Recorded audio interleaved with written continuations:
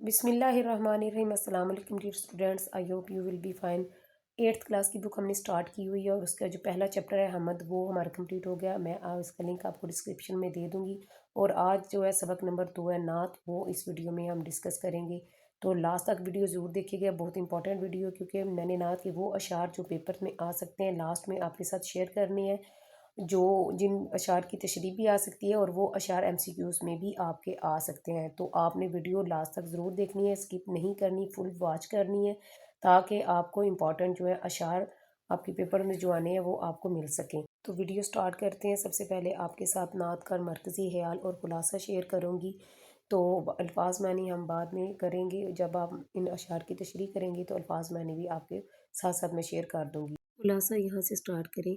हज़रत मोहम्मद सल्लल्लाहु अलैहि वसल्लम का पाकीज़ा शहर मदीना मुनव्वरा है। आप सल्लल्लाहु अलैहि वसल्लम ने पहले इस्लामी दरसगाह मदीना मुनव्वरा में कायम फरमाई और गुमराही में पड़ी हुई दुनिया को हक़ की रोशनी अता की और तौहीद इलाही की दौलत से माला माल किया। नबी करीम सल्लल्लाहु अलैहि वसल्लम ने उम्र भर इंसानी हमदर्दी, मोहब्बत, शफ़क़त, अखलाक़ हसना, इल्म, दानाई, सदाकत, दयानत, तहम्मुल, बर्दाश्त और दरगुज़र जैसी सिफ़ात का अमली और मुकम्मल नमूना पेश किया।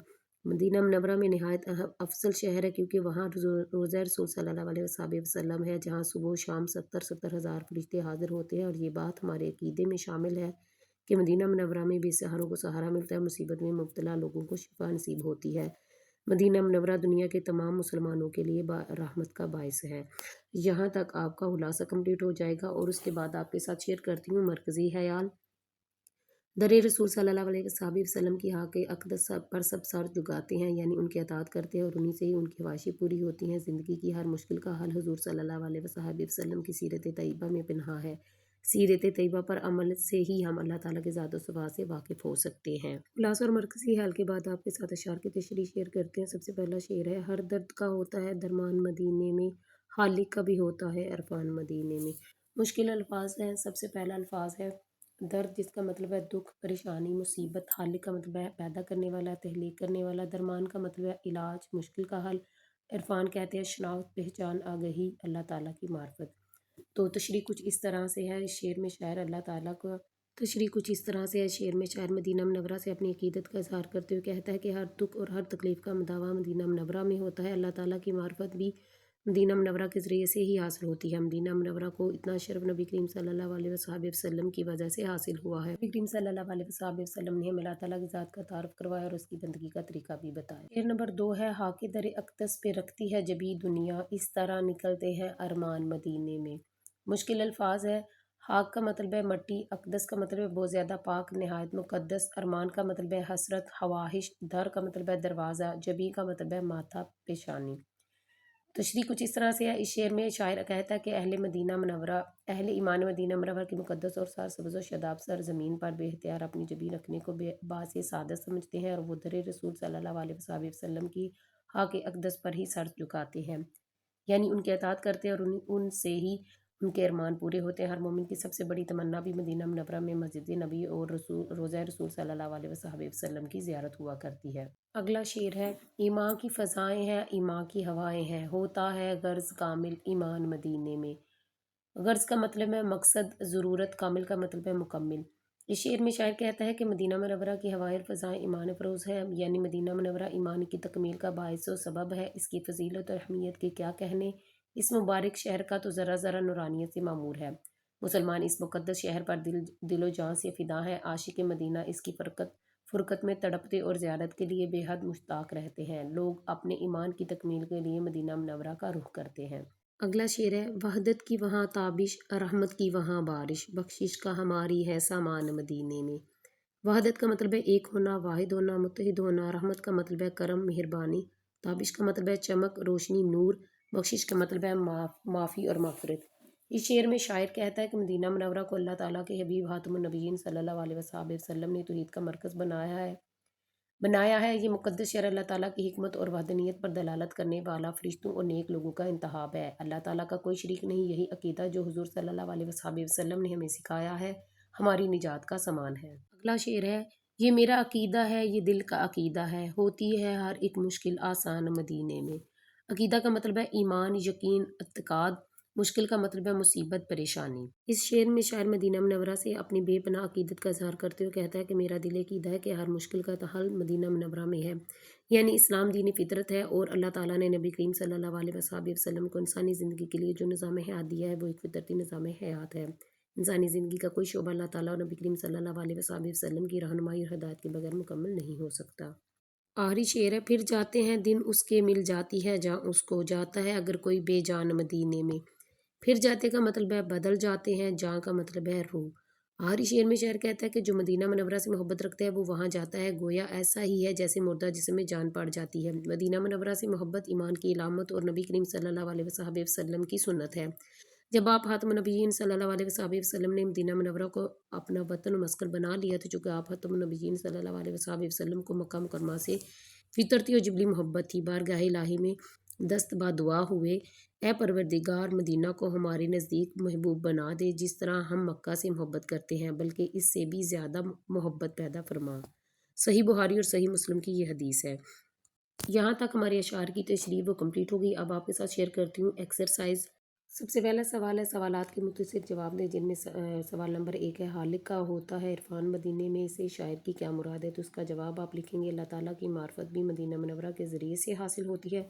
نبی کریم صلی اللہ علیہ وسلم نے ہی ہمیں اللہ تعالیٰ کی ذات کا تعارف کروایا اور اس کی بندگی کا طریقہ بھی بتایا۔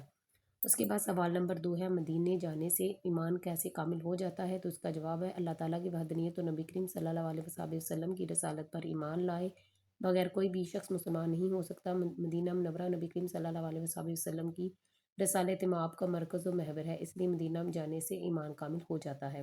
اس کے بعد سوال نمبر جی میں، ہم اپنے ارمان کیسے پورے کر سکتے ہیں؟ تو اس کا جواب ہے، ہم اپنے ارمان در رسول صلی اللہ علیہ وسلم کی حق اقدس پر سر جھکا کر اور نبی کریم صلی اللہ علیہ وسلم کی اطاعت کر کے پورے کر سکتے ہیں۔ اگلا سوال ہے، شاعر کے مطابق ہماری بخشش کیسے ہو سکتی ہے؟ جواب ہے، شاعر کے مطابق اللہ تعالیٰ کی وحدانیت اور نبی کریم صلی اللہ علیہ وسلم کی رسالت پر ایمان لا کر ہماری بخشش ہو سکتی ہے۔ اس کے بعد اگلا سوال ہے، دن پھرنا ایک محاورہ ہے، اس کا کیا مطلب ہے؟ دن بھرنا کا مطلب ہے حالات سدھارنا، حالات بہتر ہونا، پریشانی کا زمانہ بیت جانا۔ اس کے بعد مندرجہ ذیل سوالات کے تفصیلی جواب دیں۔ اس میں سوال نمبر 1 ہے، درد کے درمان اور حالق عرفان کا مدینہ سے کیا تعلق ہے؟ وضاحت کریں۔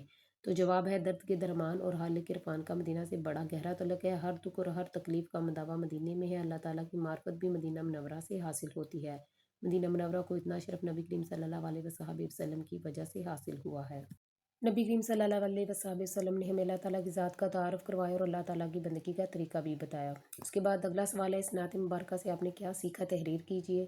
جواب ہے، اس نعت مبارکہ سے ہم نے یہ سیکھا کہ زندگی کی ہر مشکل کا حل حضور صلی اللہ علیہ وسلم کی سیرت طیبہ میں پنہاں ہے۔ سیرت طیبہ پر عمل سے ہی ہم اللہ تعالیٰ کی ذات و صفات سے واقف ہو سکتے ہیں۔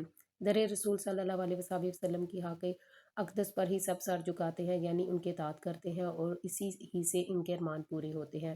نبی کریم صلی اللہ علیہ وسلم نے عمر بھر انسانی ہمدردی، محبت، شفقت، اخلاق حسنہ، علم، دانائی، صداقت، دیانت، حمل، تحمل، برداشت اور درگزر جیسی صفات کا عملی اور مکمل نمونہ پیش کیا ہے۔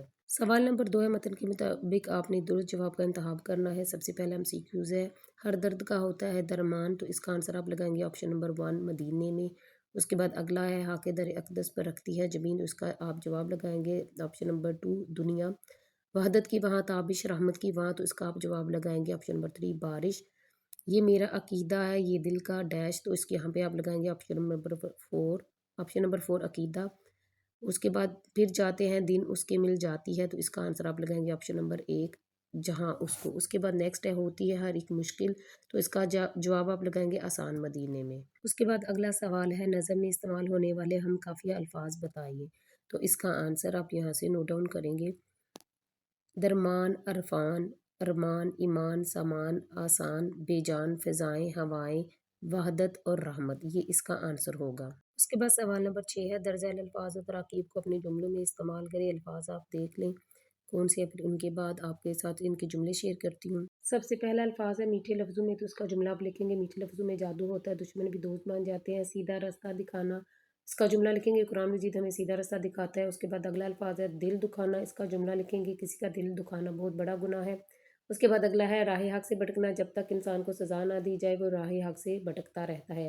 اس کے بعد آخری ہے دکھ اٹھانا، صحابہ کرام رضی اللہ تعالیٰ عنہم نے اسلام کی خاطر بہت دکھ اٹھائے۔ یہاں تک جملے بھی ہمارے کمپلیٹ ہو گئے ہیں۔ اس کے بعد بڑھتے ہیں اگلے سوال کی طرف۔ اگلا سوال ہے درج ذیل حروف فجائیہ اور استجابیہ کو جملوں میں استعمال کریں۔ تو آپ کو جملے بنانے سے پہلے بتا دیں کہ حروف فجائیہ اور استجابیہ کیا ہوتا ہے، تو پہلے ان کی ریڈنگ کر لیتے ہیں۔ حروف فجائیہ یہ حروف کسی اسم کی تعریف کے لیے بولے جاتے ہیں، مثلا شاباش تم کامیاب ہو گئے، اللہ کیسی خوبصورت گائے ہے۔ ان جملوں میں سبحان اللہ کیسی خوبصورت گائے ہیں، ان جملوں میں شاباش اور سبحان اللہ حروف فجائیہ ہے۔ ان کے علاوہ ماشاء اللہ، جزاک اللہ اور بہت خوبصورت، مرحبا، اس کے علاوہ یہ کافی زیادہ الفاظ ہیں جو آپ کو نیچے بتائے گئے ہیں، یہ بھی اس کے اندر شامل ہے۔ اس کے بعد حروف استجابیہ ہے، یہ حروف تعجب کا اظہار کرنے کے لیے بولے جاتے ہیں، جیسے اللہ اکبر کیسا شدید طوفان ہے، سبحان اللہ کیا خوبصورت نظارہ ہے، اچھا یہ سڑک اسلام آباد تک جاتی ہے۔ یہ سارے اس کے اندر حروف استجابیہ میں آتے ہیں، اور آگے جو الفاظ دیے گئے ہیں لا حول ولا قوت، یہ سارے الفاظ بھی حروف استجابیہ میں آتے ہیں۔ تو اس طرح آپ نے یہ آپ کو پتہ چل گیا ہوگا کہ حروف استجابیہ کیا ہوتے ہیں اور حروف فجائیہ کیا ہوتے ہیں، ٹھیک ہے۔ تو ان کے اکارڈنگ آپ نے جملے بنانے ہیں۔ تو جملے آپ کے ساتھ شیئر کرتی ہوں کہ جملے آپ نے کیا اور کیسے بنانے ہیں۔ سب سے پہلا الفاظ ہے سبحان اللہ، تو اس کا جملہ لکھیں گے سبحان اللہ کیسی خوبصورت چڑیا ہے۔ اوہو کا جملہ لکھیں گے اوہو میرا موبائل ٹوٹ گیا۔ جزاک اللہ کا جملہ لکھیں گے جزاک اللہ آپ نے میری گمشدہ کتاب ڈھونڈ دی۔ لا حول ولا قوت کا جملہ لکھیں گے آپ کیسے بیہودہ باتیں گفتگو کر رہے ہیں۔ مرحبا کا جملہ لکھیں گے مرحبا آپ محفل میں تشریف لائے۔ شاباش کا جملہ لکھیں گے شاباش تم نے بہت اچھی تقریر کی۔ آفرین کا جملہ ہوگا آفرین تم نے دشمن کو شکست دے دی۔ اللہ اللہ کا جملہ لکھیں گے اللہ اللہ زلزلے سے اتنی بڑی عمارت زمین بوس ہو گئی۔ اس کے بعد اگلا سوال ہے اس نعت کا مرکزی خیال تحریر کریں۔ تو مرکزی خیال ہم سٹارٹنگ میں کر چکے ہیں۔ اس کے بعد بڑھتے ہیں سوال نمبر 9 کی طرف۔ سوال نمبر 9 ہے درج ذیل اشعار کی ماں حوالہ تشریح کریں۔ اس شعر کی ہم تشریح کر چکے ہیں، لیکن آپ کو پھر بھی میں ایک دفعہ دکھا دیتی ہوں، آپ وہاں سے دوبارہ نوٹ ڈاؤن کر لیں یا اس کو دوبارہ سے دیکھ لیں۔ یہ اس شعر کی تشریح ہے، آپ یہاں سے دیکھ کے نوٹ ڈاؤن کر سکتے ہیں۔ اس کے بعد سوال نمبر 10 ہے علمی زبان و بیان اور سلوب اختیار کرتے ہوئے حضور صلی اللہ علیہ وسلم کی بچوں پر شفقت کے موضوع پر ایک جامع پیراگراف تحریر کریں۔ آنسر ہے بچوں کے ساتھ آپ خاتم النبیین صلی اللہ علیہ وسلم کا حسن سلوک مثالی ہے۔ آپ صلی اللہ علیہ وسلم بہترین مربی ہیں۔ آپ خاتم النبیین صلی اللہ علیہ وسلم سے زیادہ کوئی بھی بچوں پر رحم کرنے والا نہیں ہو سکتا۔ یہ آپ یہاں سے سٹارٹ کریں گے اور آہستہ آہستہ میں سکرول کروں گی تاکہ آپ اس کو اچھے سے لکھ لیں۔ اس میں آپ کچھ احادیث بھی ایڈ کریں گے اور حضور صلی اللہ علیہ وسلم کا بچوں سے ریلیٹڈ کوئی بھی واقعہ آپ اس میں ایڈ کر سکتے ہیں۔ سو ڈیئر اسٹوڈنٹس، ہمارا لیسن ہے وہ کمپلیٹ ہو گیا، لیکن جیسے کہ میں نے ویڈیو کی سٹارٹنگ میں کہا تھا کہ اس نعت کے کچھ اشعار میں آپ کے ساتھ شیئر کروں گی جو آپ کے پیپر میں بہت امپورٹنٹ ہے، وہ آ سکتے ہیں، وہ ایم سی کیوز کی صورت میں بھی آ سکتے ہیں اور ان کی اشعار کی تشریح بھی آ سکتی ہے۔ تو یہ آپ نوٹ ڈاؤن کر لیں۔ ایمان کی فضائیں ہیں، ایمان کی ہوائیں ہیں، ہوتا ہے غرض کامل ایمان مدینے میں، یہاں سے سٹارٹ ہوگا اور یہ یہاں تک ہوتی ہے ایک مشکل آسان مدینے میں۔ ویسے تو اوورآل پوری نعت امپورٹنٹ ہے، لیکن یہ موسٹ امپورٹنٹ اشعار ہیں جو آپ کے ایم سی کیوز میں بھی آ سکتے ہیں اور ان کی اشعار کی تشریح بھی آ سکتی ہے۔ تو آپ نے کوشش کرنا ہے ان کو اچھے سے پریپیئر کر لیں۔ اسٹوڈنٹس، میری کوشش یہی ہے کہ میں آپ کے ساتھ وہ بھی کوشچن شیئر کروں جو آپ کے پیپر سے ریلیٹڈ ہے۔ تو انشاءاللہ تعالیٰ کوشش یہی ہوگی کہ ہر جو لیسن ہے اس میں سے جو بھی امپورٹنٹ ہوگا وہ میں آپ کے ساتھ ضرور شیئر کروں گی۔ ویڈیو لاسٹ تک ضرور دیکھا کریں، میرے چینل کو سبسکرائب کریں، میری ویڈیو کو لائک شیئر اور کمنٹس بھی ضرور کیا کریں۔ انشاءاللہ تعالیٰ آپ کے ساتھ نیکسٹ ویڈیو میں ملاقات ہوگی۔ اللہ حافظ۔